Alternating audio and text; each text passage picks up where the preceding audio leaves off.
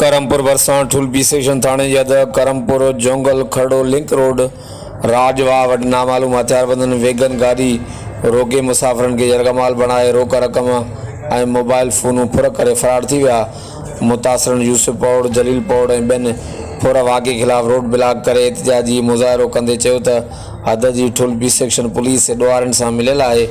असीं DIG Larkana SSP जैकबाद खां मुतालबो करूं था त असांजो फुरतल सामान वापसि कराए इलाइक़े में कर थियल बदअमनी जो नोटिस वठी अमन अमान बहाल करायो वञे, जॾहिं त इतला बावजूद हद जी पुलिस वाक़े वारे हंधि न पहुती। हर वक़्तु आगाह लाइ ॾिसंदा रहो JTN वेब न्यूज़ करमपुर।